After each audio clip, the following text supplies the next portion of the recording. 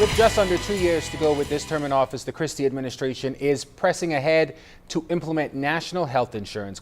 As the Progressive Liberal Party paused to give God thanks for 3 years of governance at the Mount Tabor Church yesterday, Prime Minister the Right Honourable Perry Christie could not help but reflect on those Bahamians who struggle just to make ends meet or who take care of sick relatives.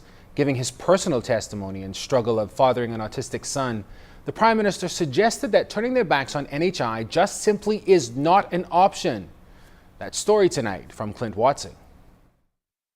The move to implement a comprehensive national health insurance plan to relieve Bahamians facing ballooning health care costs has not gone without criticism. Funding the enormous costs associated with bearing such a plan has been the main concern.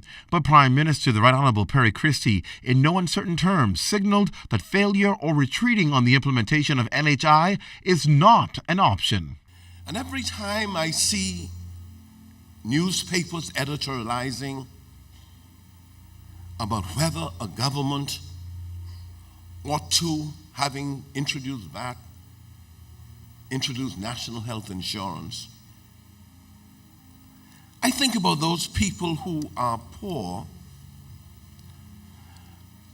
and who a member of their family is affected with some health challenge, and I know that unless there is a medical intervention, some help, they will die. Speaking to his personal challenges, Mr. Christie outlined the vigorous schedule he often has on a day-to-day basis. But when he finally goes home, the few hours of sleep he is afforded is often cut short when he has to deal with his autistic son, Adam.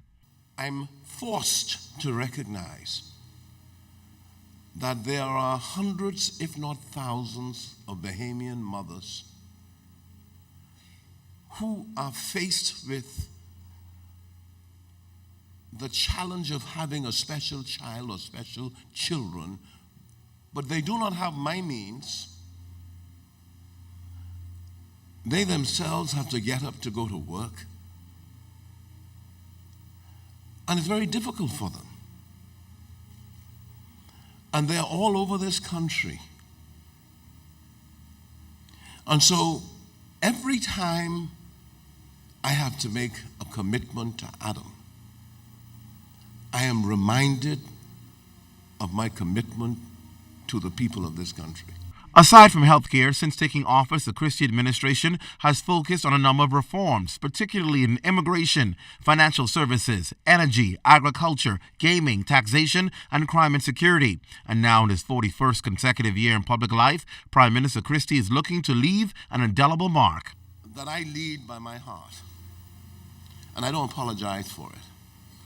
Because right now in the Bahamas, you need leadership that is connected to the needs of the people. We are going to be dealing with some hard issues. And I want you to listen to it, because it is important that we reach out to people who are most in need in the country. Clint Watson, ZNS Network News.